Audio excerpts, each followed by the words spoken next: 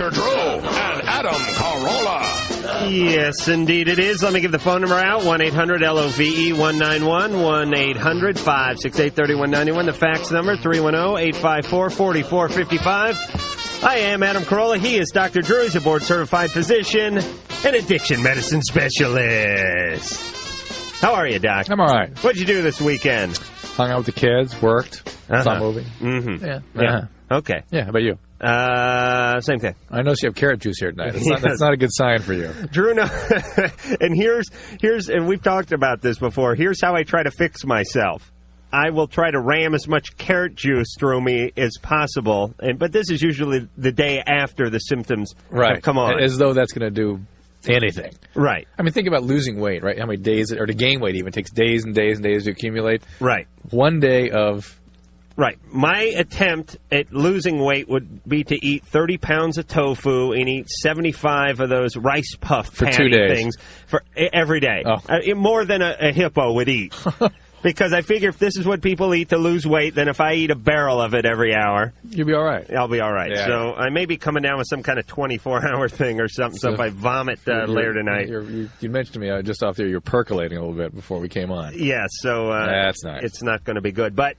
Drew, yeah. I noticed on Thursday you had an article, which I don't see in front of you anymore, but you said you read it, which was on cancer, and it's somehow linked to talc. Right. It was actually something one of our listeners faxed to us, and it's interesting. That must have been percolating, too, over the weekend. You came in tonight worried about that. Yes. That it tried to drive some association between the use of talc in women and ovarian and other female genital organ cancers.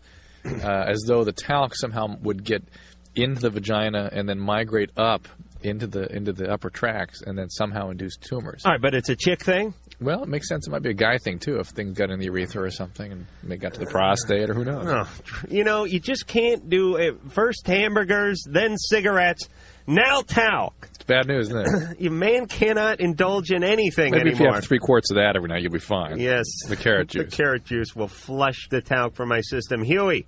Hey. Hey. Hey, Adam. Hey, Drew. Hey. Okay, I'd like to know something a little strange. Oh, boy. Are midgets' penises the same size as a normal guy's? No. They're all the size of Wilt Chamberlain's penis. It's been documented from the circus documenting. The P.T. Barnum book of... P.T. Barnum book of penis length. I see. I must say, this is the first time we've had that question on this show. It really is, yeah. I tried it in my human bio class, but she said that wasn't appropriate. Yeah. That is true, but you... Loveline. Yeah, great. Well, I'll tell you what.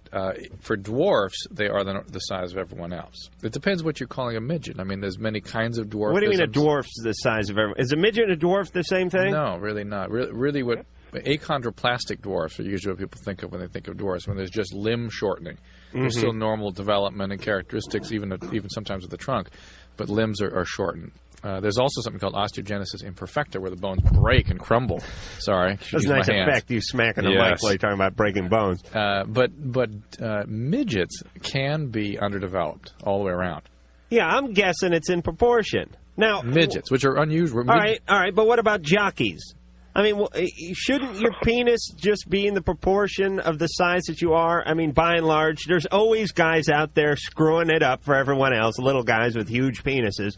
But what I'm saying, stealing it from us big guys. But what I'm saying is if you're 5 foot, then you know what I mean? I mean, like your nose, like your hands, like your feet, like your ears. Yeah, to some extent. Yeah, that's not accurately true. It's not actually that true, but to some extent it is true.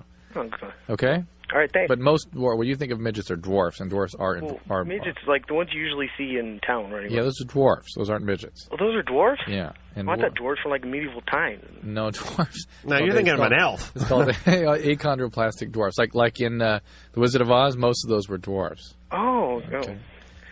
And those have normal-sized genitalia. Yeah, Huey. Yeah. Don't bring this up to your folks.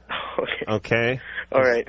I know, folks can be. They worry really easily, especially when the teenager sexuality could go either way. Yeah, I'm not his folks, and I'm worried about him. Let me tell you, you're Huey's dad, and he's talking about the size of dwarf genitalia. You're praying he goes gay. Laura. Yeah. Hey, you're on Loveline. Hi. First-time caller, long-time listener. Hey. What's going on? So you guys know what my question is. I'm really shy about asking this one guy out. Just one guy in particular? Yeah. Is it because you've been sort of focusing on him for a long time and it makes the stakes kind of high for you? Yeah. Has he ever shown any interest? I don't know, because it's like I talk to him sometimes at school, and... Yeah. Laura. Yeah. Would you say you're perceived as attractive? So, yeah, I gotta... At the beach, guys usually, like, follow me around and everything and try to ask me out, but I don't see them as attractive. Is that just because food's falling out of your towel, or is that because you're good-looking? It's because I'm good-looking, I guess. Okay. So, this guy's single? Yeah. What's this guy's name? Steven? Shall we call him? No, I don't have a phone number. Laura, how old are you? I am 14. And how old is he? He is 15. 15. All right. Older guy? Yeah. All right. Listen, I don't know if you can ask him out. Really? Yeah, because guys get weird when they get asked out. They think something's wrong with the person who's asking them out. Oh, don't say that. Now, every female listener is going to... we're already training women not to be able to do this. Well, I hate to be honest, but it's true. I know the mind, the psyche of the 15-year-old. I think that's changing. I think maybe when you were 15, or maybe now as you are. Yeah, what I've got is a fear of failure. What if he doesn't? Oh, sure. Rejection is a terrible thing to experience. Yeah. What about writing him a letter? Just writing a note. You don't like that. You don't like that, Adam, huh? No, I don't like anything involving reading, actually. Or language, I guess. Yeah. I would just go over there and make it abundantly clear to him that you are available. And if he has any interest in you, he will ask you out, because that's how guys are. And if he doesn't ask you out, it means he's not interested. There's a 1% chance that he's interested and so bumbling that he won't do it. But in that case, you don't want that guy anyway. All right, Laura? All right. All right, so go, bat your eyes and drop your hanky and do all that stuff. All right? And try not to laugh like that in front of him. Okay. All right. Yes, indeed. Summer. Hi. Hey, you're on the phone. Hey, okay, I have a problem. Mm-hmm. I'm going out with this guy Casey, and he asked me out, like, yesterday, but I've been seeing this guy for 9 months, and I lost my virginity to this guy, and I really like him, but I also really like Casey, and I don't know who to pick. And neither one of these guys know about each other. Okay, you've been going out with one guy who you lost your virginity to for 9 months. The other guy, Casey, just asked you out yesterday. And you're really into him. Yeah. And you're really into the other guy, too. Oh, yeah. See, that may be sort of contradictory statements there. Maybe. Well, it is. But when you're 15, you can do that, I guess. I mean it. Well, I guess you could do it at any age. But, I mean, if you're really in to the guy you lost your virginity to, then you wouldn't really be open to other guys and digging other guys. Don't you think? Yeah. Is it possible more that you're just sort of connected with that guy because you've been close with him physically and you have trouble leaving him, but that the relationship really isn't working and that's why you're open to these other things? See, well, everyone tells me that, like, he only wants to be with me when it's convenient for him. How do you... Casey really likes me. Yeah. Wait. What is your feelings about your relationship that you've been with for 9 months? I kind of think that he only wants to be with me. I don't want to hear what he thinks. What do you think? No, what are your feelings? She thinks, he thinks. Yeah, but she doesn't tell me how she feels about it. I think he's having this kind of experience. What kind of experience are you having with that relationship? I just want to be with him all the time. So you're having a bad experience. Yeah. Right? He's blowing you off all the time. Yeah. Right. It's painful. It's unpleasant. And you're extra connected to him because you slept with this guy and it was your first time. I mean, that's the whole thing that people don't recognize in the physical relationship. Not just any physical, but the first one particularly. That it develops bonds that you really aren't always prepared to deal with. And certainly bonds that aren't necessarily worthy of the kind of relationship that you're in.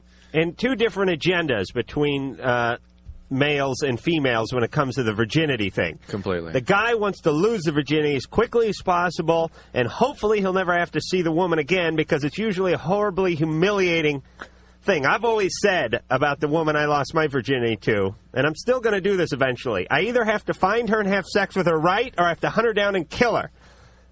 Because she knows that I am the worst lover in North America. Oh, my. So either have to correct it or put it away somewhere, if you know what I mean. But women, on the other hand, young ladies, believe that this is the guy they're going to marry. Right. That's virtually without exception. I mean, let's say terribly commonly the fantasy, and equally as commonly never the case. Right. All right. So forget about this guy, and realize though that Casey is probably got about 6 months of goodness in him before he starts turning into an a-hole. You know what I'm saying? Yeah. All right. Yeah, Drew, we were talking about this the other day. A lot of time women are fooled because they're with a guy, and this wasn't Summer's case exactly, but you're with a guy for 6 months, you're with a guy for a couple of years, and guys oftentimes start going bad after the first few months. You know what I mean? The flowers dry up, the candy dries up, the sex, it goes from, every day and in the elevator to once a week and in the bedroom and all that.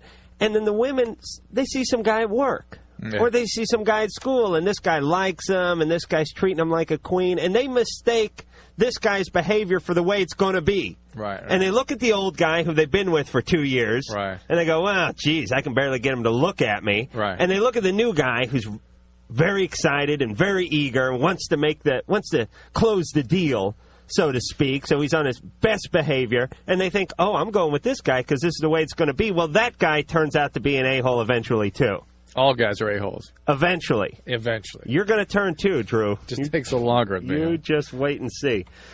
Dan. Hi, how are you guys doing? Good. All right. First, Adam, can I make a GAT test suggestion? Yes, the gay aptitude test. Bath or shower? Uh-huh. You mean whether you take a bath or a shower? Yeah. Really? Right. Oh, yeah.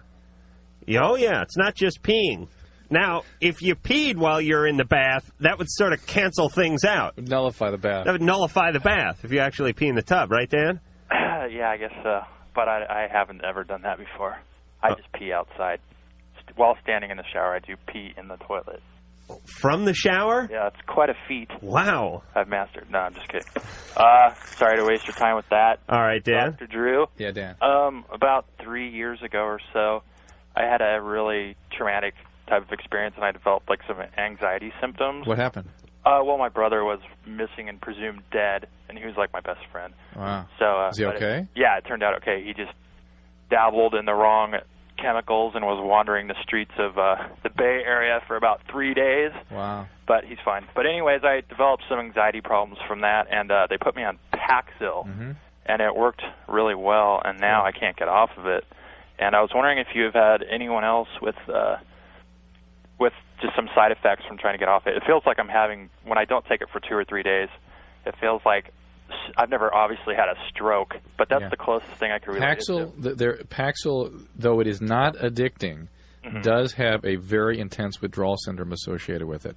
And people usually describe it as kind of a dizziness or like a coming apart kind of feeling. Imagine getting hit on the head with a frying pan, but not actually the feeling. Yeah, no, I understand. Not the pain, but the tingling. Nobody can describe it too accurately. It's some kind of a neurologic event that you get as the chemicals readjust themselves. So the only way to get off it is very, very, very slowly. The only other antidepressant medication that does this and actually has a worse withdrawal syndrome is called Effexor. Okay. It has a similar mechanism to Paxil.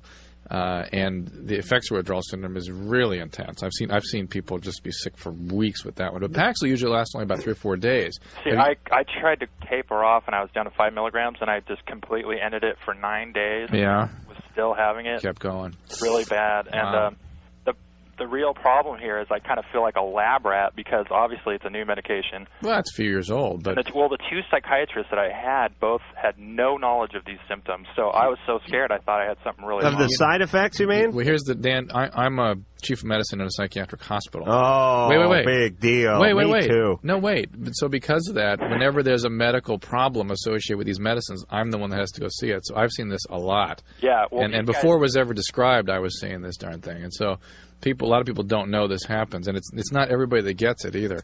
What you're describing is the worst I've ever heard, though. So it's horrible. And let me tell you something, Dan, and let me give you my credentials. I once won a plaque from Farrell's for eating something called a pig's trough. And you eat weeds. Yes. And I did eat weeds is that his when high I was horse? in junior high. It's Adam's high horse. I thought like I had a mule. Dan, listen, I got to ask you a quick question. Go. Your brother was missing for 3 days. 3 days.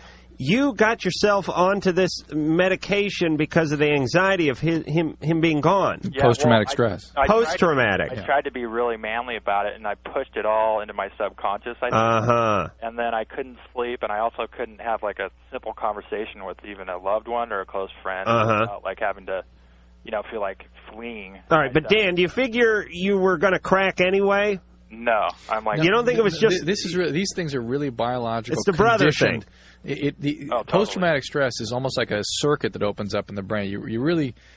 I don't believe there's a lot of good psychological treatment for that. The medication is really good for that. And I'm a big believer in psychological treatment. As long as the drug companies are making a buck. You're a jackhole. You're not just an asshole.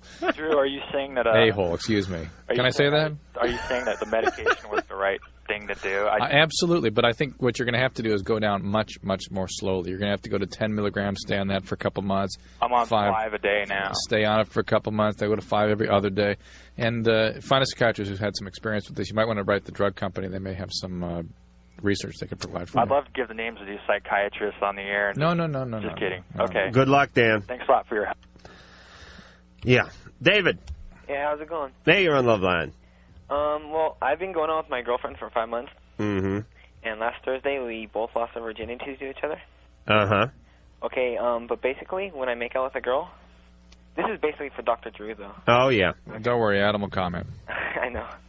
Well, basically, when I make out with a girl, and they, kind of fill up on me, it takes a long time for me to get an erection. Mm-hmm. And last Thursday, we, kind of rushed into having sex because we were both, anxious to do so.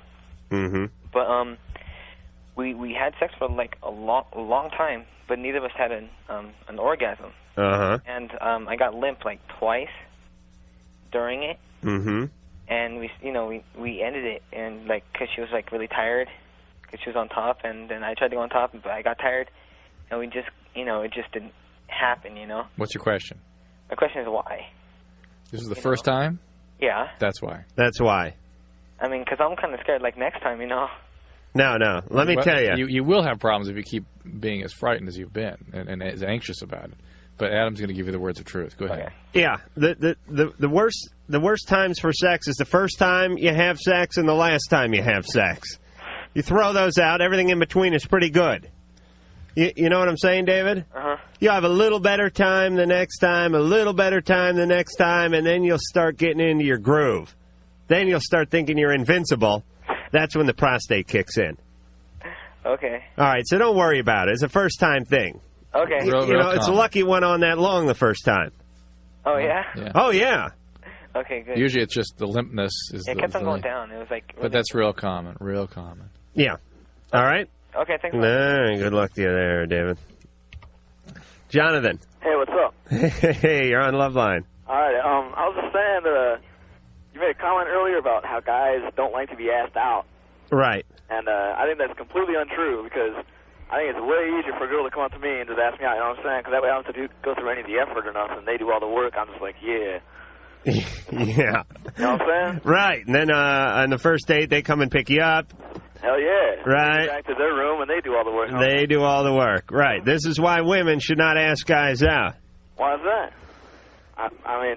Jonathan, but let me tell you, honestly, yeah, Heather Locklear comes up and asks you out, you're in. I mean, there's no doubt about that. Right, straight up. Right, but when a girl asks you out, what you do is you go, okay, she wants to go out. Now I'm going to check her off on the list. I'm going to put her in the wants to go out with Jonathan category. Uh-huh. And I'm going to keep my eyes open and see what else comes along, because I know I got her. Right. I mean, doesn't that kind of happen?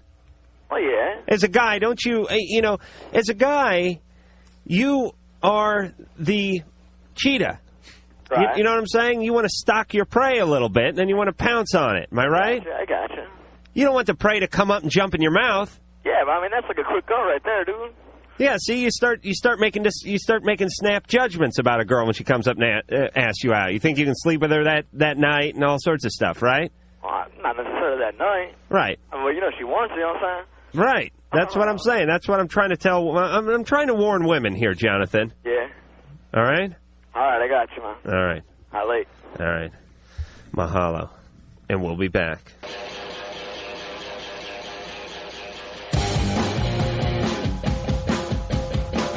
Hi, this is Chad Smith. And this is Dave Navarro. We're from the Red Hot Chili Peppers. And you're listening to Loveline with Dr. Drew and Adam. Yeah, Carolla. There you go. Phone number 1-800-LOVE-191, 1-800-568-3191. Fax number 310-854-4455.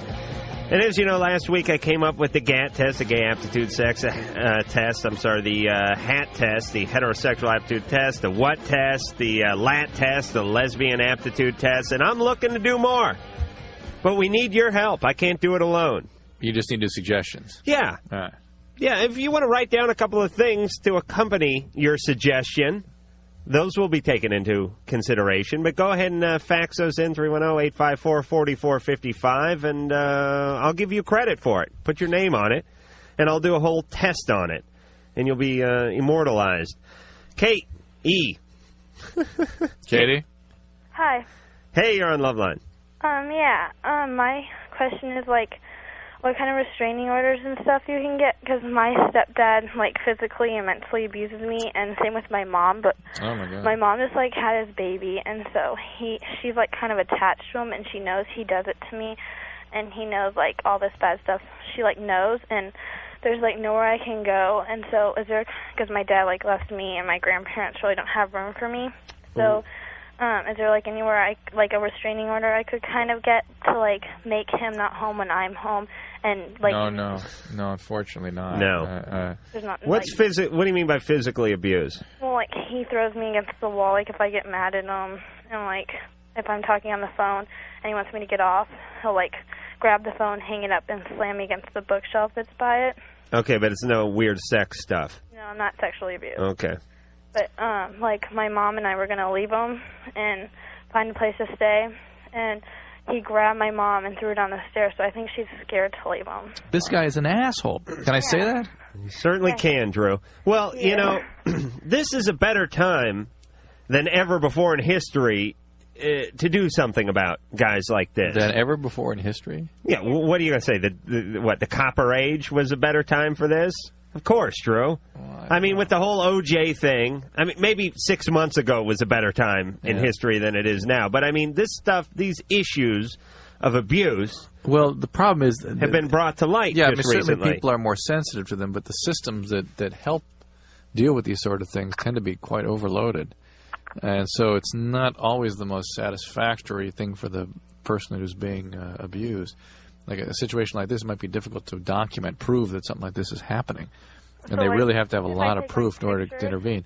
The pictures would be good, writing down everything that's happened. You need to call the Child Protective Services or the Department of Social Services. Do you have the number?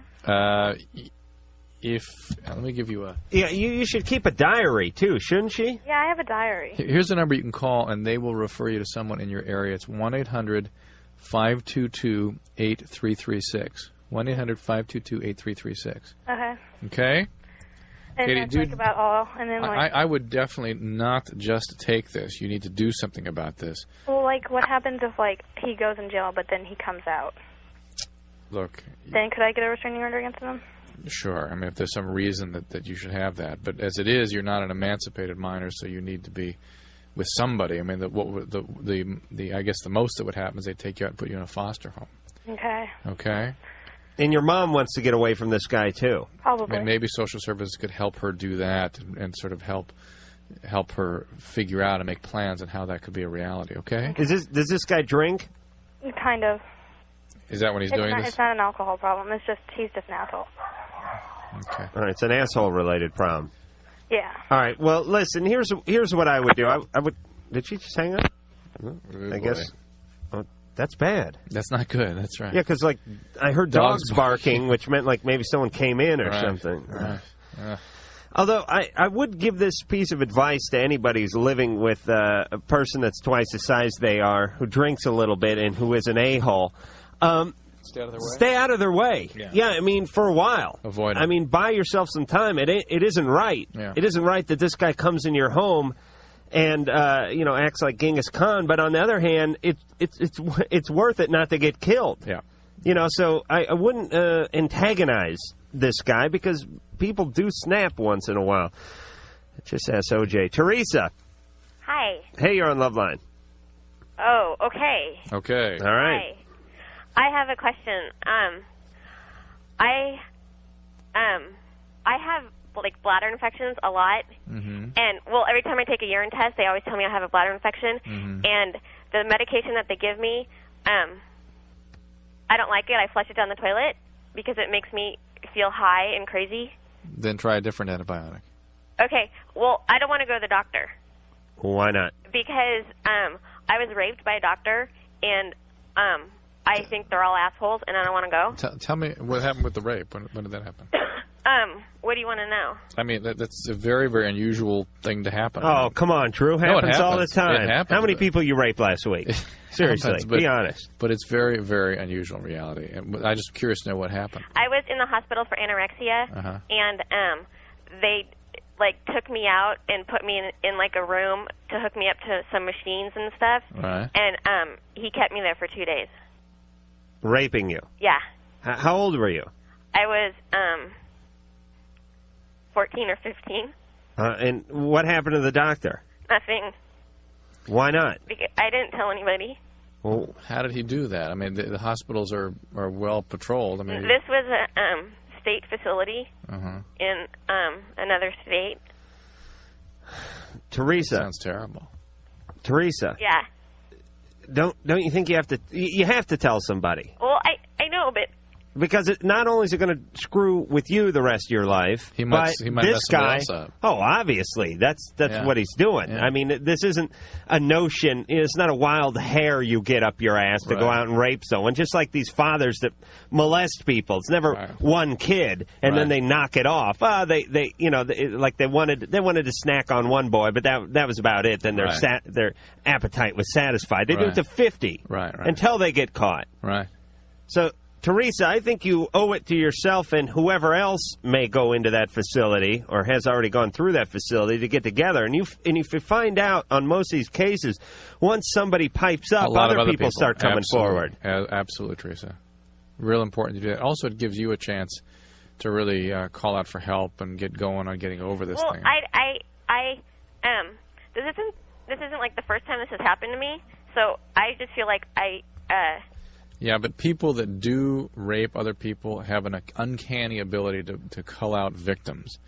They can almost sense it. I don't know what it is. They can see a victim across the room. They know with whom they can get away with this crap with. Right. And I don't know what it is. It could happen again. What happened? What was the other instance of rape? Well, my stepdad. That started at a young age, probably. Yeah, when I was 5. Right, and that's when that's why the eating disorder kicked in later on. Right.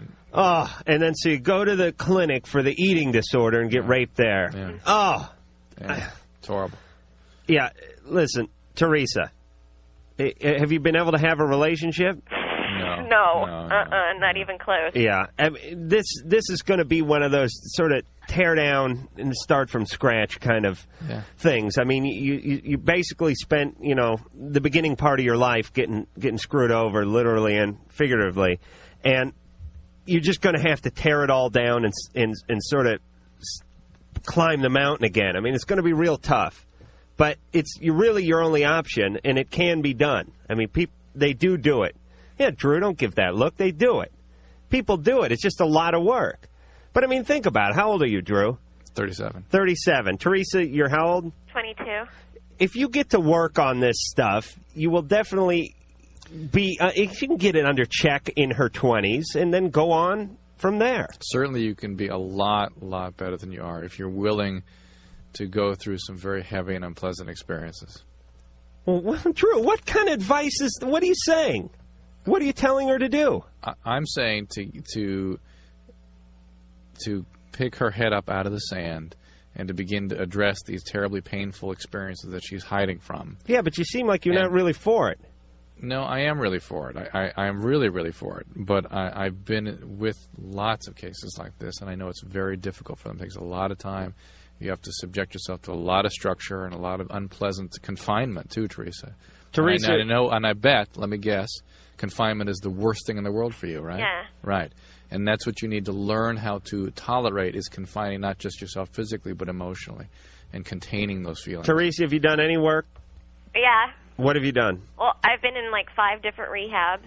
and I'm in a 12-step program now, and Right. I'm in. But that's for the manifestation of the problem, which is the booze and the drugs, right? That's probably her second diagnosis, and that one's got to be brought under control before the other stuff can be Right, dealt and with. I mean, I am in therapy, but it's like every time I go to therapy and I say, okay, I'm going to tell him, I'm going to tell him all the stuff that happens, and nothing ever comes Teresa, out. you got to make us this promise. Make us this pledge tonight that you'll go in and you will be honest with your therapist, okay? At least do that. That's a great first step forward, because it sounds like you've got more going on already in terms of treatment than the average person with your history. So you've got what it takes to go forward. Take the next big step, okay? Yeah, good luck, Teresa. And a lot of people are that way with therapy, which is sort of they don't do it, right? It's ironic. That's what I was getting at, and that's the kind of stuff that's been my experience. They can't make that next step in actually doing the work. Right. Going to the therapist and sitting in there for 50 minutes, God forbid they should give you an actual hour for what you pay for, but going in there and sitting for 50 minutes and not telling them what the root of the problem is, that you're raped, for Christ's sake, more than once, is like saying, yeah, I go to the gym 3 days a week, but I read a magazine each time. Exactly. I'm going to take my car into the mechanic, but I'm not going to tell him what the symptom is. I'm not going to tell him what's wrong. And indeed, going to the gym is almost there, right? You're almost working out. Maybe someday you will work out. Well, you go to the gym. You're getting used to the structure. And when people say to you, do you go to the gym? You go, oh, yeah, I go. Sometimes 5 days a week. Hey, you better watch. Boy, you sure are fat for someone who goes to the gym 5 days a week. Yeah, you got to come clean with these people. And believe me, there's nothing to be ashamed of, because that's why you're there. They make their money. They love to hear this stuff. That means like another 5 years of once a week, maybe even twice a week for them. They'll go out and buy themselves a motorhome when they hear this. And we'll be back.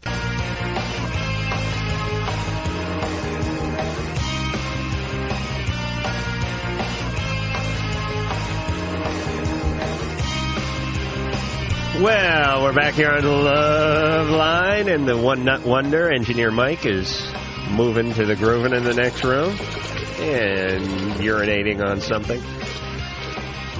Let me give the phone number out. 1-800-LOVE-191, 1-800-568-3191. The fax number 310-854-4455. I'm Adam Carolla. He is Dr. Drew, and she is Nicole. Nicole, you're on Loveline. Hi, Adam, and hi, Dr. Drew. Hey, Nicole.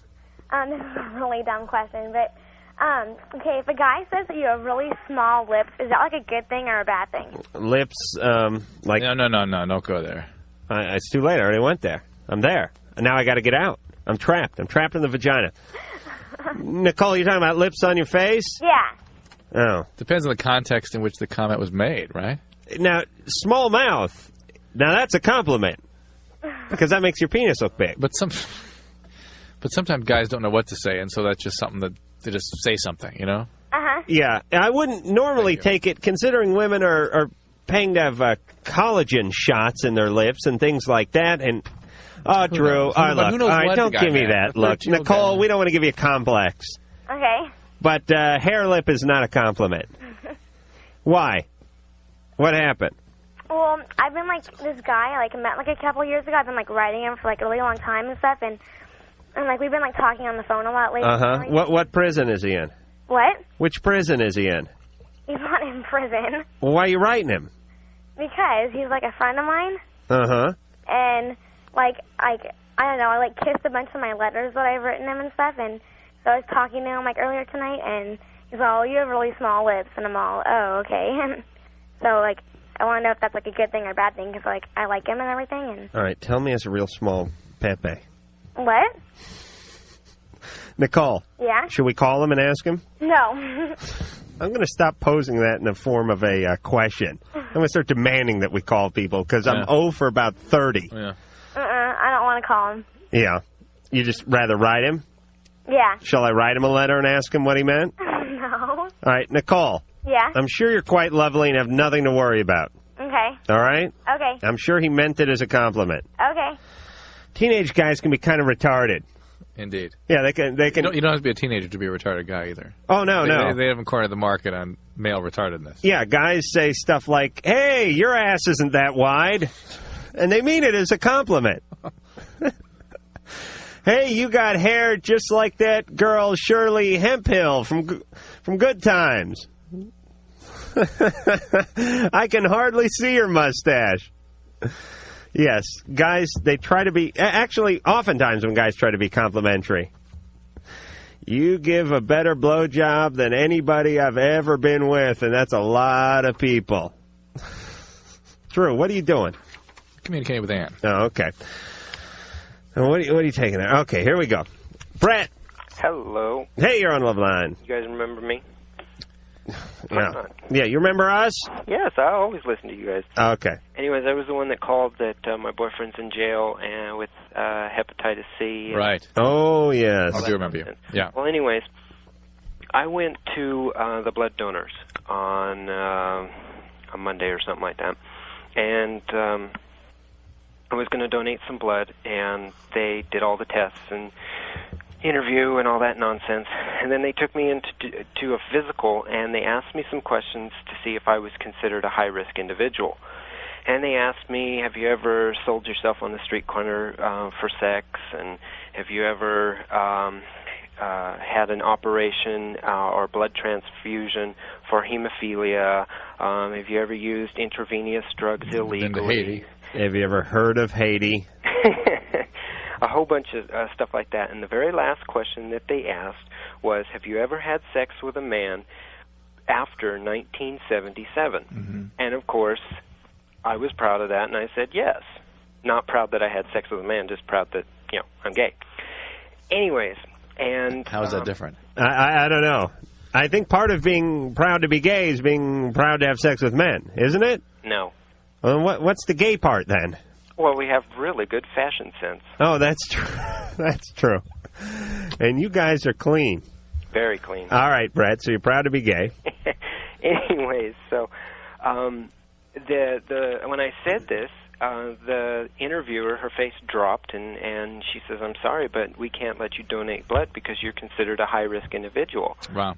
And I don't know about you, but I feel as if I'm being discriminated against. I feel very offended.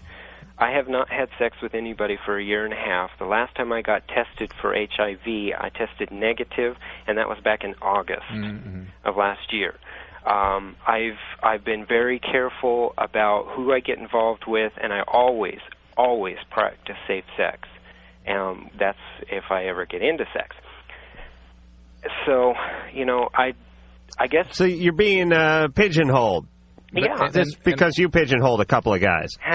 But because you personally are safe and know that you are, doesn't mean that anybody walking in there will necessarily report accurately their right, behavior. I understand that, but what's to keep the FDA to say, well, because black people, most black people have sickle cell anemia, they can't donate blood, so every black person that comes into a donor or wants to donate their organs, they're automatically blackballed. Not a pun intended, of course. No, but you did work both the things into the same phrase. Listen, what Drew's saying and what they're saying, and not that it's right, is you get categorized, and that's how it works. It's like with auto insurance. I haven't had an accident, and or one may not have had an accident, one may not have had a ticket, but you live in a certain area code or a zip code, and it costs more. Right. Because other people in that zip code have gotten their car stolen or vandalized, or if you're in a certain age group, right. Or if you're male, you know what I'm saying? Or if you drive you could drive a four-wheel drive car, never go off-road, and be the safest driver in the world, but you drive a four-wheel drive car. It's not based on you, it's based on the car. Or how about if you're over 60 and trying to apply for certain kinds of medical insurance? You are definitely discriminated against because you're a risk. That's right. You're not because you have a disease, but because you're a risk. And that's the way society goes. They don't have time to evaluate everybody based on their own merits, unfortunately, Brett. They take evaluations, they make numbers, they get percentages, they crunch the numbers, and boom, they come out with these statistics. And if you fall into that group, then you get the good and the bad that comes with it. And unfortunately, you're getting the bad. I think you would find this kind of thing more highly scrutinized if it somehow affected your access to things you had a right to. Mm-hmm. This is you want to donate and help out, and they're saying thank you for thinking of us, but just as if you were on medication or if you had recent hepatitis or you had other risks out there. Mm-hmm. They appreciate it, but no thank you. On the other hand, if you were applying for a job, there'd be a totally different situation, right? Right. Yeah, not letting you give blood isn't really discrimination. Not sucking the thing that gives you life out of your body is not really discrimination. Well, it's antifreeze anyways, so. Pardon me? It's antifreeze anyways. But it certainly must though sort of kindle some feelings that you encounter elsewhere in society. Right. And it's more overt. Yeah. A lot of this stuff is subvert and covert. Right. Your blood's not good enough. Christine. Yeah? You're on Loveline.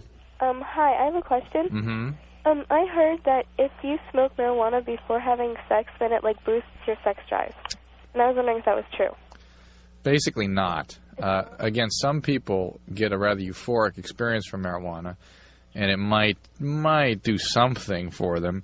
And some people get relaxed by it, and to the extent that anxiety is contrary or counteracts normal sexual functioning, decreasing anxiety might be helpful. But many people get paranoid, and kind of things don't work as well on pot. So for the most part, it is not good.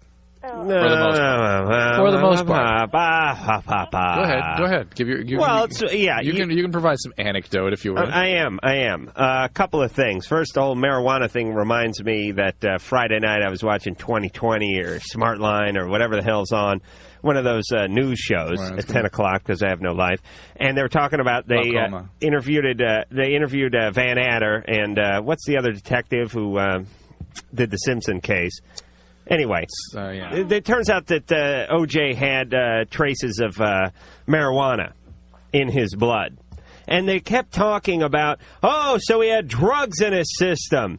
And I can't stand the way it's stigmatized that way. Marijuana. Yeah, because if O.J. went home and had himself a six-pack, you would never hear about it. And it would you would. If he was loaded, if it was in his blood and he was, over 0.08. Right. When he was on the crime or about the time of the crime, that you might have heard about it.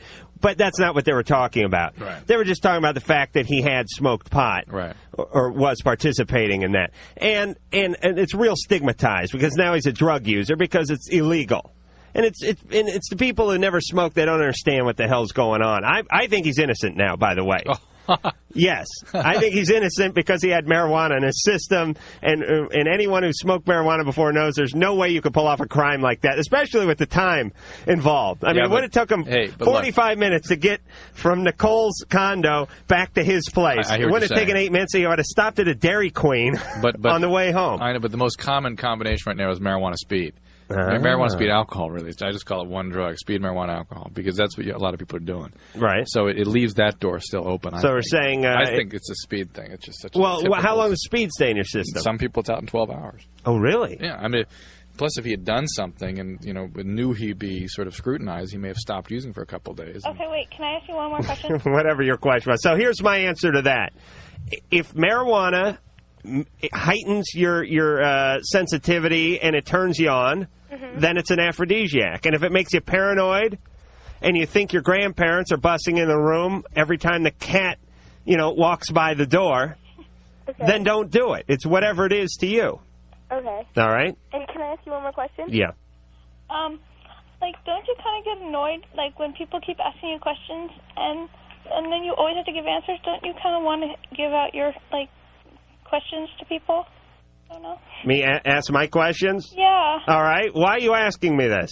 Because, I don't know, I've always sat here, listening to Loveline, I'm like, well, I kind of thought they'd in therapy after listening to all these people tell them. I mean, we would need to go out and do something to help us ourselves out. Yeah. Yeah, it is kind of funny. I mean, it's like everybody with every job. It's like, Dr. Drew, how can you go to work each day? You see people that are dying. Yeah. You see people that have cancer. You ram your forefinger up old people's rectums. I mean, how can you do it day in and day out? You're asking me that? Yeah, I'm asking you. No, I'm not asking. It's actually rhetorical. But it's like, how does an ambulance driver, how does a fireman deal with, how does whoever deal with whatever they do? There's great satisfaction in being able to help people to be to the best of one's capability and to the best of what's available, and to do a good job and to have people benefit from it, even if the outcome is not what you wish. It's still very gratifying. And I'm here for the money.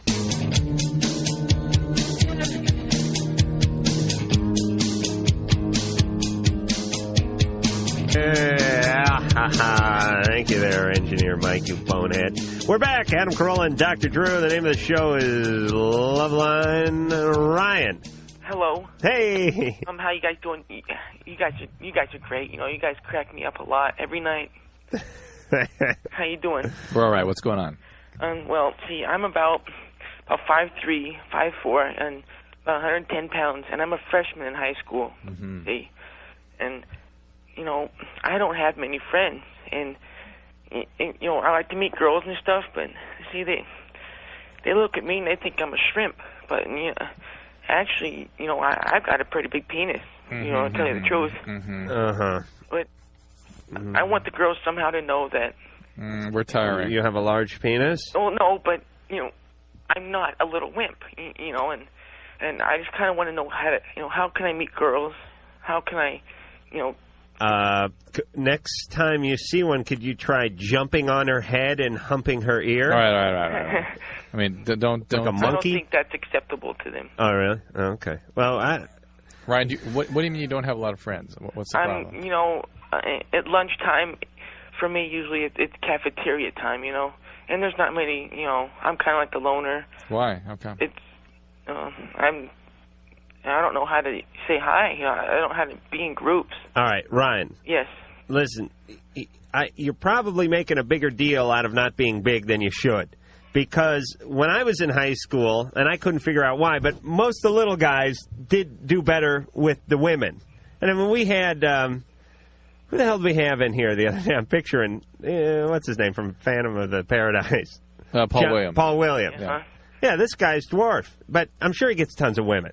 You know, eventually it's the size of your character in your pocketbook that's going to decide that. But more, Ryan, more than... So maybe I should spend some money on him? No, Ryan. No. Okay. More than talking to girls, I would think you ought to work on developing a supportive peer network, some friends. Uh-huh. And if you have friends and you begin to develop some esteem in their eyes, at least they help you build some esteem, really? Then it will be a lot easier to begin to talk to girls, and you will also have ways of meeting girls because you'll have friends who have friends.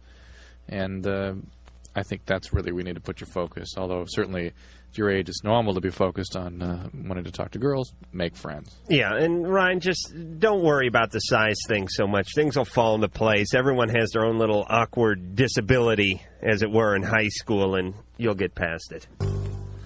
All righty, let me get the phone number out. 1-800-LOVE-191, 1-800-568-3191, the fax number. 310-854-4455. Still waiting for some suggestions for the new list, the blank aptitude test. I will write it up. I will give you credit for it. So people can write in or fax in or whatever in. Whatever in. And if it's come good... up with a test. And come up with a test. They don't have to come up with the questions, just the title, just the type of test. That is a right, clever Drew. test. I will flesh it out. All right. I will put my team of comedians, of comic writers. And statistical statistic takers.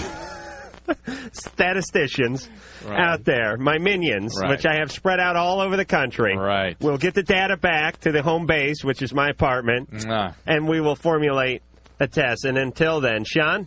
Hello. Hi, You're Sean. on Loveline. Hi, Dr. Drew. Adam Carolla. Hey, what's going on? Good. I'm having a problem. Actually, it just happened like last Friday. Mm-hmm. I was sitting at my desk playing a computer game, and I was on the phone with a friend at the same time, and I got very disorientated, and I just fell to the floor, and I don't know how I got there. It's just like I was total blacked out or All right. something. Tell me about the disorientation. Were you aware that you kind of were confused? No, it's...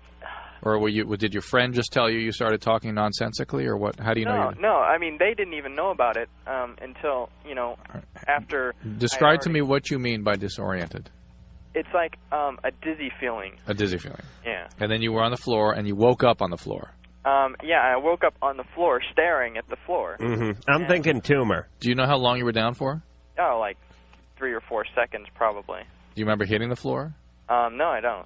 Okay. Have you ever had anything like this before? The last time I felt this sensation was like when somebody, beat the crap out of me in school. Mm-hmm. So it was a long time ago. But you were knocked unconscious at one time in your life. How old were you then? I don't remember. I don't remember exactly when it happened. Okay. And So have you it had was a long time ago. any other head injuries? No. Any medications? Mm-mm. Any other medical problems? No. Okay. It's very. Anyone download any porn to you? That'll do Adam. it. Okay. That's Adam's experience each and every time. This is actually, Sean, not a trivial problem, and you need to get yourself to a doctor. Don't drive a car until you've done so. Okay. I mean, there's lots of possibilities for why this could have happened, but certainly prominent amongst them has got to be seizure. Okay, maybe when you were hit on the head, got a little scar, a little something from that back whenever, and there's a seizure focus now.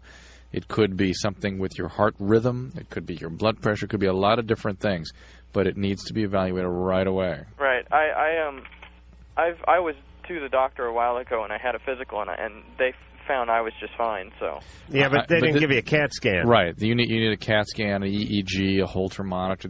Somebody needs to have a monitor of your heart rhythm over a period of time. You need to get a brainwave study. You need to get an imaging of your head, MRI, something like that. Okay. And this is a physical. It would have a different focus than this Well, one. the only thing I can say is I do have a lot of stress. I understand, and it could be nothing, but it's very important you get evaluated. Certainly don't drive a vehicle until you do, okay? Okay. All right, Sean? All right, thanks. Good luck. All right. Hey, am I talking too much now? You're getting that I'm driving on the freeway look in your eyes. Oh, me? Yeah. No, I'm just I know a certain illness awaits me. I know I'm going to get sick. I'm getting sick. That's why I want to apologize to all the listeners here in L.A. and the affiliate stations for having such a horrible show. No, you're not having a bad show. No, but I'm horrible tonight. You've got that look in your eye like you're listening too much to me. I'm used to you not listening to me. Well, it is surreal because for years I would listen to this show before I was on this show. So sometimes if I don't look at the good doctor and I just hear his voice, I'll drift off and I'll be driving down the 405 hearing his voice. Saying, I wish I could get on that goddamn show. Now I'm here and I wish I was back on the 405. John. Yeah. You're on Loveline. Hey, what's up, Adam? How's it going, doctor? Good. John. Hey, I had a question about marijuana. Mm-hmm. Okay, about December of last year, I started smoking out, and I've smoked out maybe 7 or 8 times since then. Mm-hmm. So they've all been spaced out within maybe 2 weeks apiece. Mm-hmm. And last time I smoked out was about 3 weeks ago, Mm-hmm. and I'm scheduled to take a drug test this week. And I was wondering how long is that THC going to stay in my body for? A urine test? It's urine and blood, I think. Where are you applying for a job? It's going to be at a hospital, I guess. Yeah, it'd be a urine test. Not a hair test though, huh? No, it's just a lot of government agencies do, banks do hair. I mean, if you have a bad part or a bad rug? No, they take some hair discipline you? and analyze it. But really? Yeah. Now, do they need to get the root in there? By the way, know. I don't know. It's a good question. I need to know more about hair analysis. I really don't know much about it. I got to tell you, because I don't use it. I use urine screens all the time. Well, sure, who doesn't? But they'll pull the hair out, and will they look at it, or will they dip it into something? No, they have to dismantle it. It has to be denatured, and then out of it they pull out residua of what was in your system weeks ago. Now, could they take the hair from my ass and put it on bring it down a little the lab? different. It's a little different. I know there's an abundance there, but there certainly is. I'd like to donate it, actually. John, you will not have any problem, I suspect. It's really the people that smoke every day for long periods of time that will have it sometimes in their urine for weeks on end. Mm-hmm. But somebody that just smoked a couple times, a couple weeks gone, it's not going to be there. Hey, and you know what? All right, let me give you I'm getting on my... And by the way... What? John does not have a problem with marijuana. No, he does not. And this is not a big deal, and the hospital is not looking for people like John, really. They want to know somebody who has trouble stopping. Well, if they find THC in his blood, then they won't. They won't, though. They're not. It's not that kind of a screen they're doing. They're looking for people that have trouble giving it up for the weekend when they know the test is on Monday. Wait a minute. What, you're saying we've had callers like that. They're only looking for a guy who coughs a mouthful of pot smoke in their face while he's filling out the application? Really, those types of screens are more concerned with screening out addiction. Well, what do you mean more concerned? You certainly don't want bad... If they find THC in the guy's blood, then they find it in his blood. It's going to be a urine test. They find it in his urine, they find it in his urine. Right, but they're not going to a guy that uses like this. They're going to find it in a guy that has trouble stopping for the weekend. What if he smoked the last weekend? It's still probably okay. You mean... Even if he smoked, he'd probably be out in 3 or 4 days, if that. What if he smoked the night before? He'd be in trouble. All right. And I think that... But they don't want to hire somebody like that who has that kind of judgment anyway, right? Right. But they'll hire a guy... If he had alcohol the night before, they don't want him either. Oh, they'd hire him. No, they wouldn't. Oh, come on. They love the Somebody couldn't Alkies. drink, knowing that they were having a test, a screen to work in a hospital the next day, had to drink the night before? No. Yeah, but you know what? I bet that guy could fight it in court constitutionally and win. The guy who had the THC in his blood couldn't fight it, and that's ridiculous. Well, the point is that one is illegal and one isn't, and that's what's ridiculous. Right, and it's really the one that's legal that is far more dangerous, unfortunately. That has a greater impact on our society. We wouldn't know until we got THC into the legal realm, really, to find out what its impact would be. Its impact was everyone would sit home and watch bad reruns. That's what it would be. But I think you're right. I think alcohol would still probably be worse. All right, John. All right, cool. And don't say smoke out. Say toke up. Okay? Why? I don't know. Smoke out sounds a little more chronic. I smoked out, and then I smoked out. It sounds like a Cheech and Chong movie. It sounds like there's like 9 guys in a hookah pipe, and they're all lying back on pillows, and some chick's fanning them. Well, wait a minute. That's not just a bad idea. Carl. Yeah. Hey, you're on Loveline. Hey, how you doing, Adam? How you doing, Drew? Carl, I'm fine. All right. Adam is not, though. Adam is not. I'm getting sick. Even I can tell he's getting sick. Okay. I have an idea. Thanks for your concern, Carl. Go ahead. Name the contest. Right. Name the whatever test contest. Right. All right. Here's the idea. You're too obsessed with masturbating. One is or I am. Huh? Oh, how to tell if you're too obsessed. Yeah. How to tell if you masturbate too much. How about that? No. What? Yeah? We got to think of a nice aphorism for that. And some nice. Well, the MAT test. Masturbatory aptitude test. The meat test. The masturbatory excess aptitude test. Oh, the meat test. Drew. You don't get paid enough, Drew. All right, we'll make it the meat test. All right. All right, so find out, and this will pertain to men and women. This will be a unisex job. Right. All right, I'll be in with that later in the week. Thanks for that, Carl. We'll send you out a home version of the Loveline game. All right. Drew, what are you doing? I screwed up. You still there? Hello? I screwed up. Drew, just come on. Leave this to the professionals. Chris. Yeah. Hey, you're on Loveline. Hello.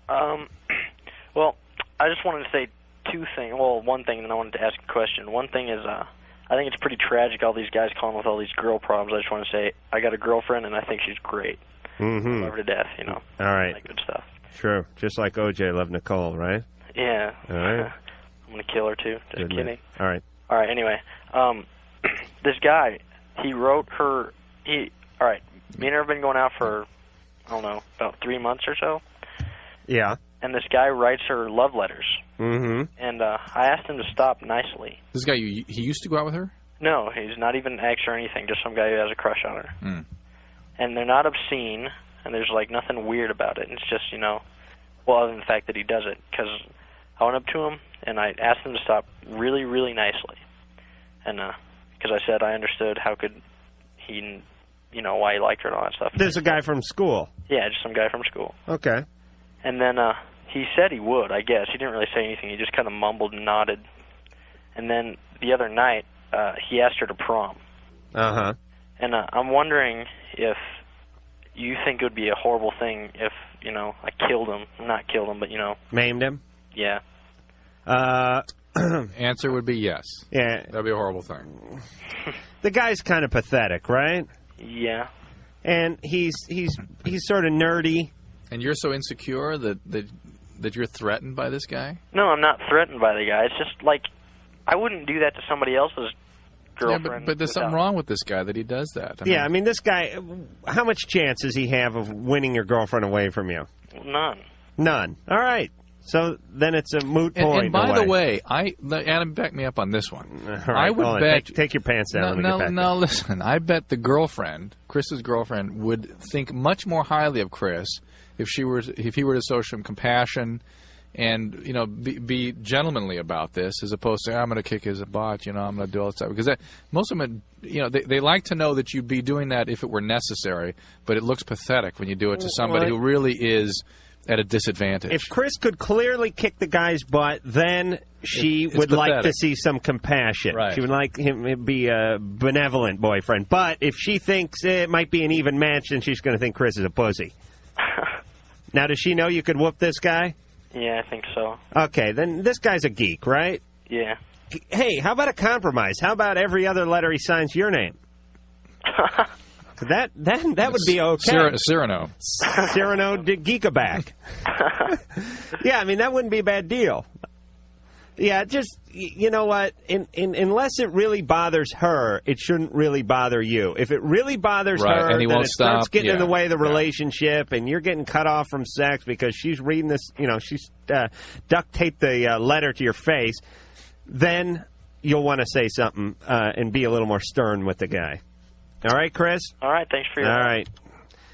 Yeah, sometimes, like we talk about, it takes more effort to do nothing sometimes. Or it shows more character to do nothing. Everybody thinks they have to react, and that's the kind of society we're in. Violence. Somebody cuts you off, you got to chase them down and fly him the bird or shoot him or whatever. Right. Somebody talks to your girlfriend, you got to go over there and punch him. I don't want to punch him, but I got to go punch him. There is a certain security in not reacting to everything, because when you react to everything, you're just a puppet. Some guy yanks your string on the highway, you react this way. Your girlfriend tells you some news you don't want to hear, you react that way.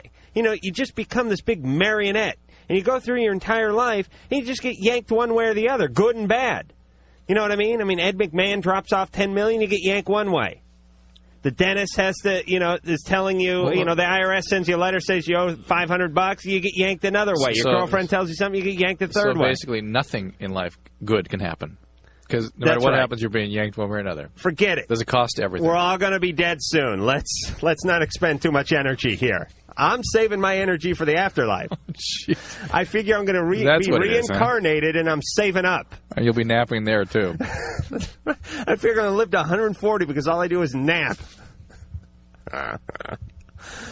People go, you spend 1/3 of your life sleeping. I'm like, yeah, that's the good part. That's the part I enjoy. I'm looking to move it a little closer to half my life, quite frankly. I think you've achieved that quite nicely. Thank you, and mahalo, Drew, Mr. Achiever. Brad? Yes. What's going on? Nothing much. How you doing? Good. Listen, I got a buddy of mine, best friend for 2 years, and I just found out tonight that he's gay. He confronted me about it. He confronted you about his gayness? Yeah, Hey, I think I'm gay! Well, the thing is I was met these guys through a coffee shop that I work at. So I found out that they're gay, so my buddy started hanging out with them, and I guess they've been kind of doing some sexual contact lately. Mm-hmm. And I found out about it. I'm kind of tripping. I was like, okay. And I feel really uncomfortable now because I'm very accepting. A lot of my family has been gay, so I'm very good about that. But I don't know why I'm uncomfortable around him now. Right. Well, I'll tell you. Yeah. Well, I was just going to ask him if he can try to speculate and express what it is that's making him uncomfortable. He says he doesn't know why. Is there anything you can guess at? Well, in the sense of when he confronted me about it, I didn't know how to I know how to react, but I wasn't comfortable about it because I talked to the guy about things. If I see a girl walking down the street, and I'll say, dude, look at her or something. So that's what I was going to say. And if you see some guy mincing around in a pair of tight running shorts and pink Reeboks, you go, hey, look at that homo.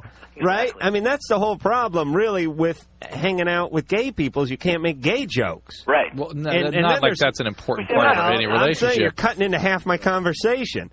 No, but what it is cutting into is that men do share a lot about their sort of exploits and their desire for women and things. And that's all you got. And that's why guys hang out, huh? Brad, here's what you got. How old are you? 17. 17. Let me tell you what your conversation is divided up into. Right. 2 equal parts. You're either talking about how much you want to bang some chick, or you're talking about what a homo some teacher is, or something like that. That's all you got, right? Right. Sports. Yeah, you could mix some sports into that, but it's like, boy, that Wilt Chamberlain, he sure banged a lot of chicks. Right. Yeah, what about that Richard Simmons? Yeah, I think he's gay. I mean, that's all you have. Well, the thing is, I just don't want to let him know that, see, because I'm not an ass as far as... It just changes your relationship, doesn't it? Right. And it must be... Right. I'd rather have based it upon his sex when we first started, because you know your limits. Right, and now you've got this relationship you've built, and all of a sudden everything's changed. Exactly. But you're not worried about him. Let him know that. He's not. You're not worried about him coming on to you. No. But he's worried. What he's worried is that he can't have the same kind of friendship. Everything has changed. Right. And he doesn't want. You don't want your friend to feel rejected. Exactly. But the fact is, you're not going to have the same relationship anymore. Exactly. And that's the way it is. Well, yeah, but you do your best to be his friend, but it's going to be a different kind of friend. Yeah, I don't know. I have gay friends. Yeah, but it was not. What if you found out some guy friend that you were really, going out to clubs with and meeting different people with and shared sort of a united effort, and all of a sudden he goes, you know what? I'm not into that anymore. I'm into guys. You're talking about united effort. That doesn't mean 69ing or anything, does it? No. What are you talking about? You guys were like, I don't know. Yeah, you know what I'm talking about. We try to stop hunger together. Right. United effort. Well, I mean that you would go out together, and then but we had the same idea in mind of what you're going out for. And things. Oh, all right. We're going out. We're looking for some trim or something, and now this guy turns out to be. Okay. It would change the relationship. Yeah, I guess it would. Well, that's why everyone should. And if you really like the guy, you wouldn't want him to feel rejected. Right. That's what this guy's uncomfortable about. All right. Yeah, I know. It would have been. I guess I'm 31, so it's okay now. When I was in high school, nobody was gay back then. That was dark ages, long ago. Yeah, no, or if they were, they kept it to themselves, so it wasn't an issue. And it would have been weird if one of my good buddies in my little net of friends turned out to be gay. And I think probably Brad would have been weird. Reasonably enlightened about it. I mean, it's not. Oh my God, I don't like this guy anymore. Oh my God, he's going to come on to me. It's oh my God, I might hurt this guy's feelings because our relationship is going to change now. Are you saying you're gay? We'll be back. Hello, boys and girls. This is Daniel Ash from Love Rockets, and you're listening to Loveline with Adam Carolla and Dr. Drew.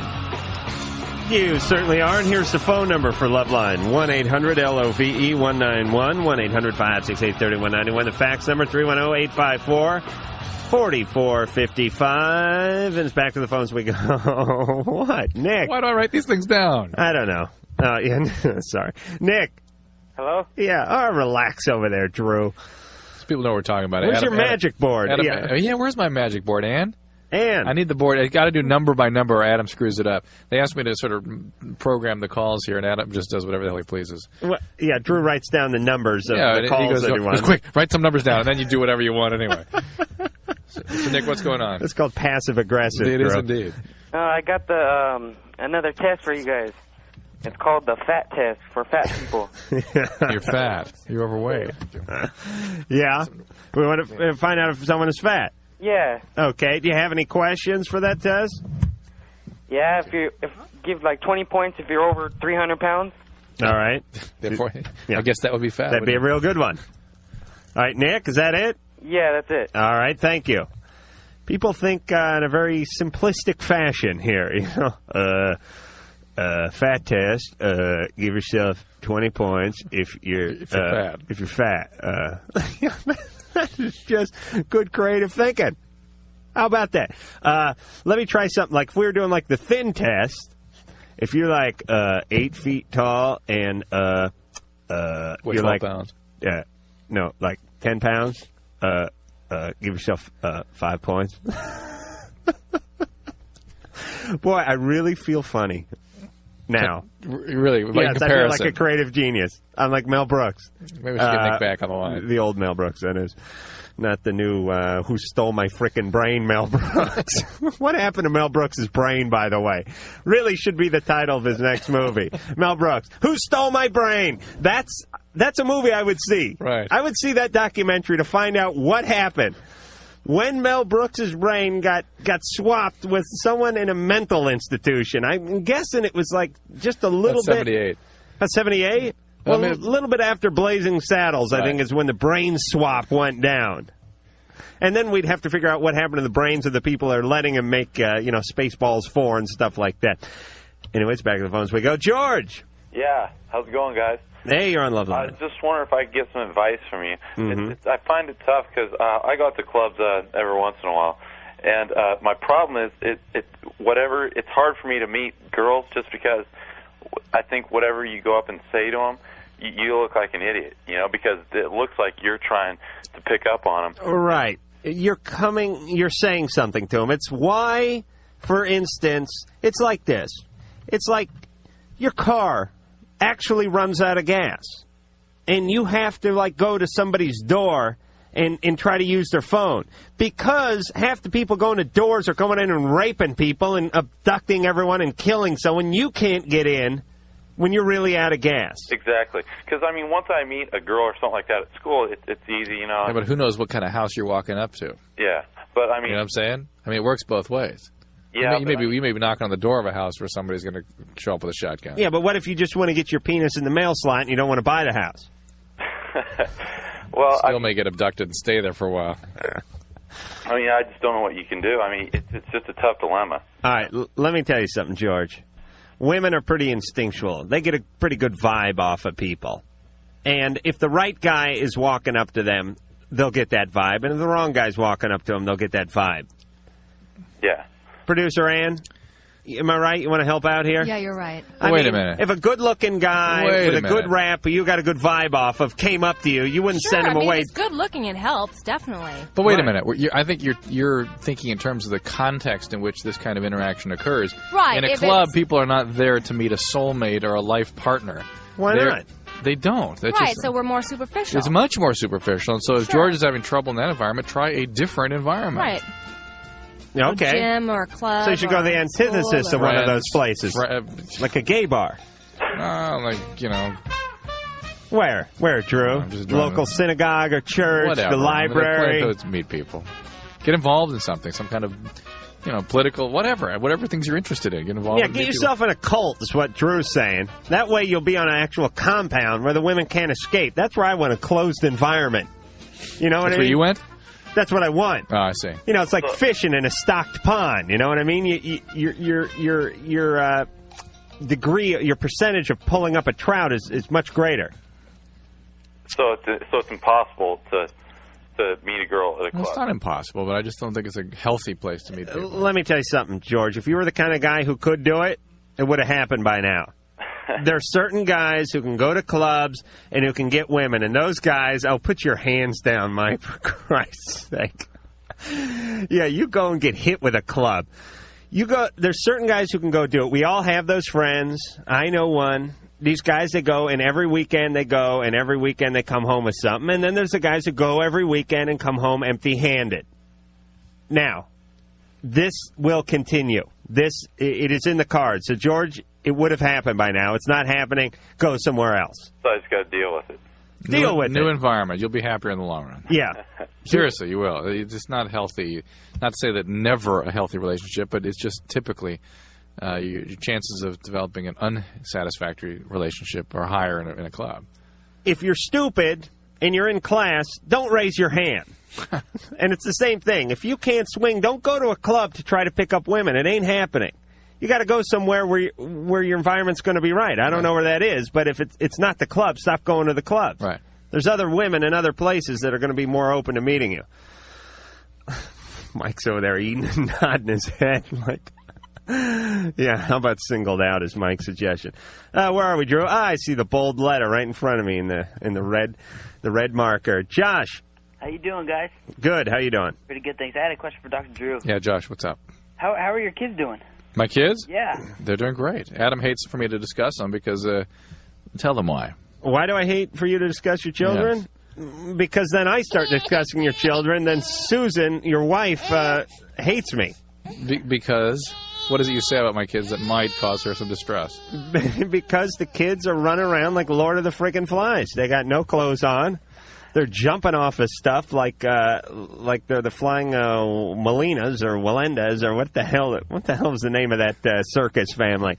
They're totally out of control. How old are they now? About 3.5. About 3. Jeez. But it's great. I mean, and you weren't around when I had one of them had a medical problem about 2.5 years ago, and he's doing great. Absolutely no problem right now as far as I have another question. And I still to this day am so grateful to our listeners in Los Angeles for the support I got. It was just phenomenal. All right, it got me through. And that. Josh, let me say this mostly because Susan's listening. They are beautiful kids. You know what I mean? Yeah. Now, even if she weren't listening. They're really good-looking kids. It's just that you really have to hold them down and force a pair of underwear on those kids, and then it just comes flying right off. Yeah. There's a phase they're in. What happened to Ricky Rackman? He moved on to greener pastures. Doing really well. Yeah, I hear he's on. All right. Well, we can't get into all that junk. Drew, you got another one? Yeah. Doug. Yeah, I got a question for you. Me and my girlfriend are interested in having a threesome, and we have yet to find anybody. And yet one of her real good friends we think is bisexual, but my girlfriend is scared to confront her about it. even though before she's like rubbed her stomach and told her how good looking she is, and really gone through that. But I'm curious to know if you guys have any advice on finding someone like that. Couldn't you? What the hell's going on with my voice? I don't know, but do you hear that? We're getting some weird feedback. All right, keep going. All right, here, Doug. Yeah. You're trying to find someone for a threesome, Right. and you kind of have another girl. Yeah, that's a good idea. And you have your eye on this one, but you're not sure. Right. I say what you should do. I think there's a two-step process here. I think your girlfriend needs to kind of find out from her friend whether she's bisexual or not. Okay. You know what I mean? Yeah, and usually we got a pretty good idea that she. you got a pretty good idea, but I think you need to check that one off the list. That's number one. Number two, and I'm not saying I condone this, but I'm just telling him how to do it. That's what he asked. Number two, you have to then bring up the threesome thing just to make sure she doesn't vomit when she hears it. Right. Now, you don't bring it up in terms of you and your girlfriend. You just bring it up in terms of like a generality. Right. You know what I mean? How she feels about threesomes in general. Right. Right? Then if she doesn't vomit at the thought of a threesome or the notion of a threesome, we already know she thinks your girlfriend's attractive. She'll probably take you anyway. Okay. Then you invite her over and you involve booze. Right. And that's basically the three steps to having a successful threesome. And then your relationship will probably end soon after that, as soon as everyone sobers up. Yeah, your relationship with your girlfriend is over after that. I doubt it. We've been together for 3 years now. I want you, when it ends, it may take some time to sort of unravel, but I want you to call us back and tell us how it happened. All right, Doug? You'll trace it back to doing something like this. Really, I'm not kidding. It's very unusual. I mean, it happens that relationships survive it, but for the most part, things happen, feelings are generated that are quite surprising. And we've been through a lot together. I mean, hey, it's not impossible, Drew. It certainly isn't. Right. But here's the way Drew thinks. Basically, it's sort of a catch-22 with Drew because either the threesome should destroy the relationship, or if it doesn't, you two are just too frickin' whacked out to be affected when you should be affected. Am I right, Drew? Right. So you're doomed either way. That's right. You're gonna have a dysfunctional relationship either way. And we'll be back.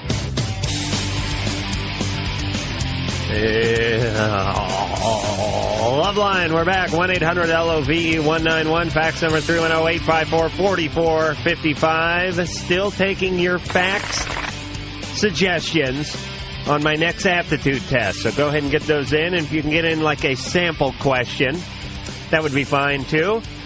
It's Adam Carolla. It's Dr. Drew. And it's back to the phones we go. Molly. Hi. Hey, you're on Loveline. Hi, Adam. Hi, Drew. Hey, Molly. I have a question for you. Mm-hmm. My friend and I have a dilemma, and we were wondering, if you're having sex in water, does a condom work? Yes. It does? Mm-hmm. And, I like to put a little air from the jacuzzi jet into mine. It makes my penis look like the size of a Macy's float. I'm not sure that would work. But does the chemicals and, like, the chlorine do anything to it at all? No. Do they wash away the lubrication or anything? Yeah, I'm sure they do that. But to my knowledge, it should still be effective. The question is, how long would it remain effective? And that I don't know off the top of my head. All right. The trick is with condoms is not to leave them in a super heated environment like a glove compartment, not to let them sit somewhere for long periods of time like in a wallet. And really, people got to remember that every couple of weeks they really should be changed. They might have an increased failure rate if they've been something like your wallet after a couple of weeks. Oh, really? Yeah. That's why I never carried one in my wallet. Also, it guarantees you won't use it, isn't that the That's right. theory? Okay. It's a jinx. It's a jinx. That's right. Same thing with the glove box. Okay, I would Bob? have to duct tape it to my forehead in order for me to be able to successfully carry a condom without being jinxed sexually. Molly? Yes. You understand? Yes. Thank you very much. Thank you. And mahalo. Tina and Matt? Hi. How are you? Fine, and yourself? Good, thank you. Okay, I have a question for you. Matt and myself have been together for about 2 years, and every anniversary, every birthday of mine, Christmas, everything, he tells me we'll celebrate it later. But then he can go and spend $300 or $400 on his car, but can't even buy me a card. Right. What's wrong with him? He has a Y chromosome. Yes, he's a male. He spends $300 or $400 on his car. That can't even buy me a card. Well, yeah, but you got to realize a card, and when you're talking about a card, you're talking about the card and envelope in most cases, and that's $250, $3, and that's 2 spark plugs. That could be one of those Christmas tree air fresheners. This is serious, Adam. No, it is, really. I mean, we've been together. We struck a chord here for Adam. Yeah, for a right. woman, Dan this is very scared me. serious. I bet That voice kind of struck out of nowhere, I didn't was it? looking over here, and it was like all of a sudden the voice of reason was up me. Exactly. So it wasn't me. The thing is I bend over backwards for him. I do anything and everything I possibly can for him. Now, this would be a good time, Ann, for you to express what it is that women feel from guys behaving like that, and what it is you're looking for, and why. Because men don't really typically get that. They don't really understand how it feels to receive gifts and cards and things like that. Oh, I buy him everything. I give him everything I have. I put him before anybody else. That's a mistake in any relationship, really. But it is. Yeah. People get used to a certain way that a relationship, a certain form that it takes on, and then it just becomes matter of fact. And she says she puts him ahead of everything, and that's not right. That's not right. But he never puts me. He'll put me off before he'll put me off for everything.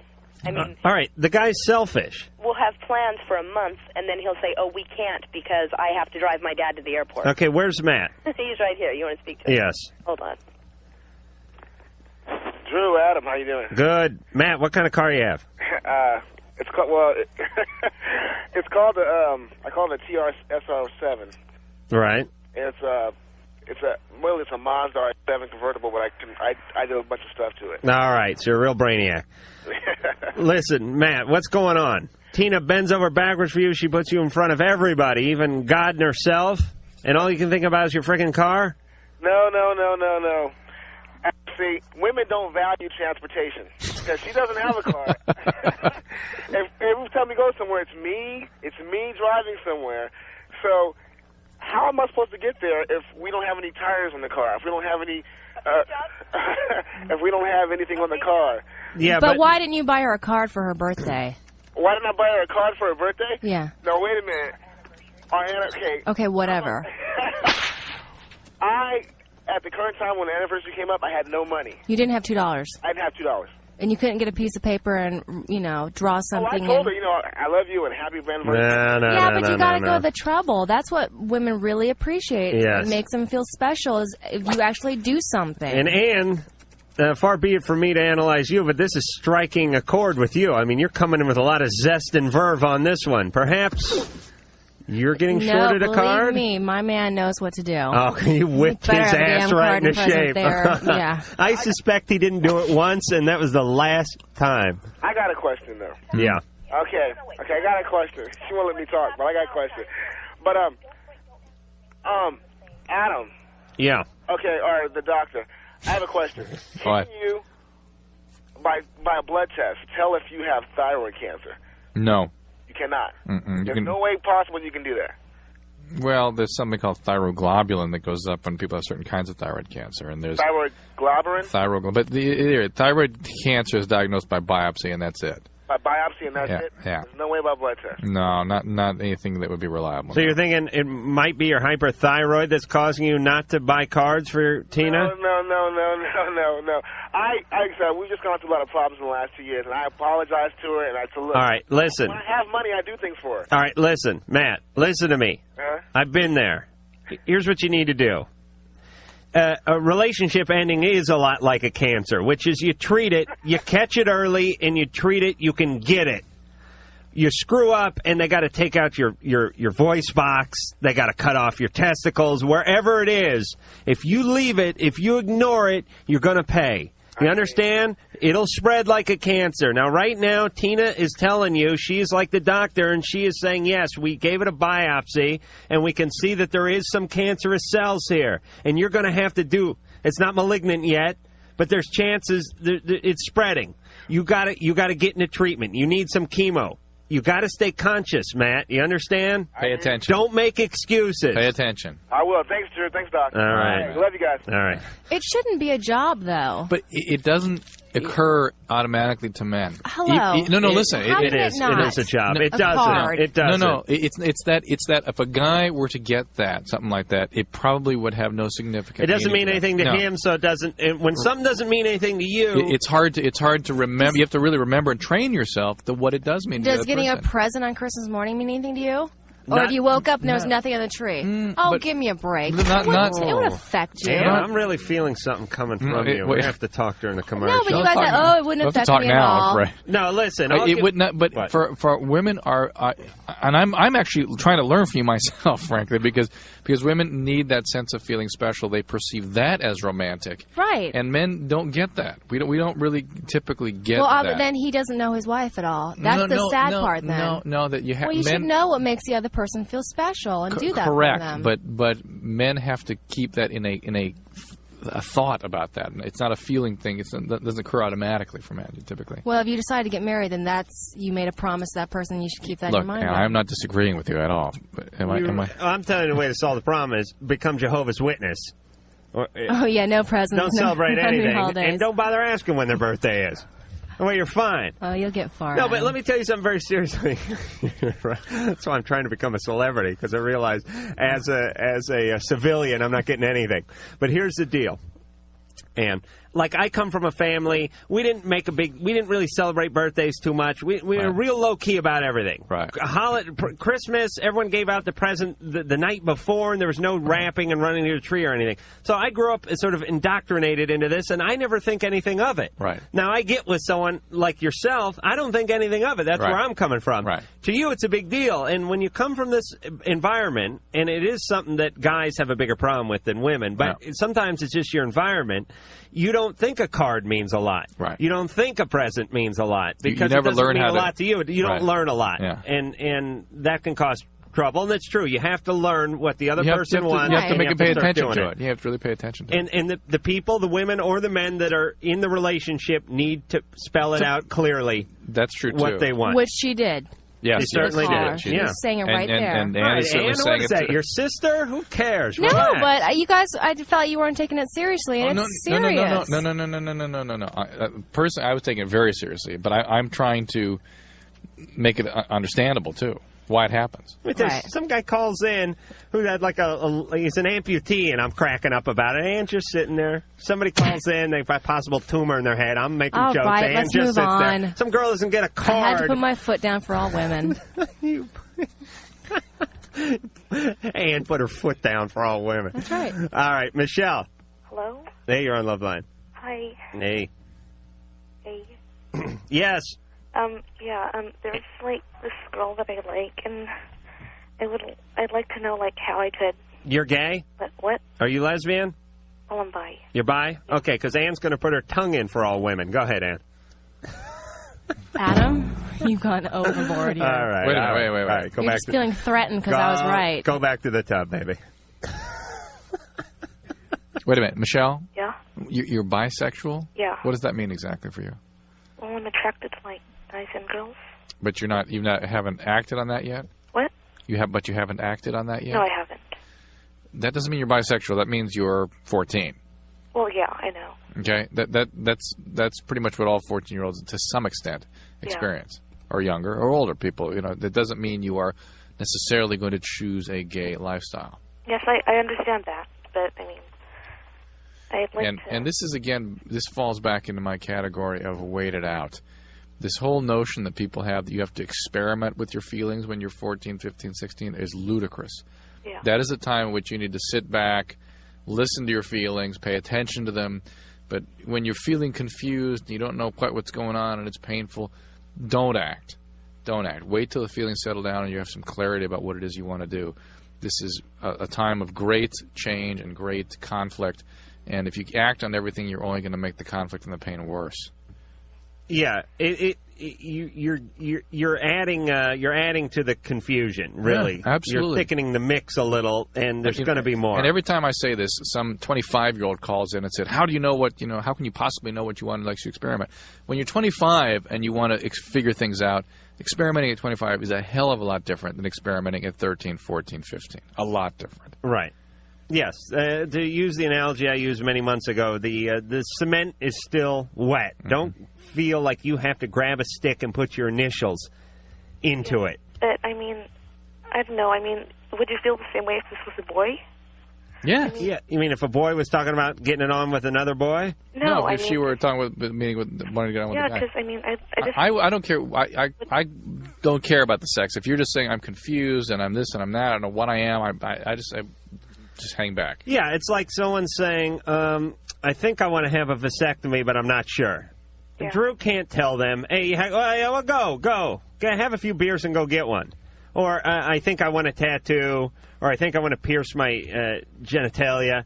If there's something that's going to be of consequence in your life, and having sex with anybody at that age is going to be of some consequence, and you're a little unclear about it, then Drew's going to tell you to hold off. And just sort of wait it out and wait till the fog lifts a little and you have a clear view of the horizon. These are supposed to be things that are enjoyable to you and that enrich you, not that are overwhelming and intense and confusing. Okay? Yeah. All right. All right. All right, Michelle? Okay. All right. We'll be back.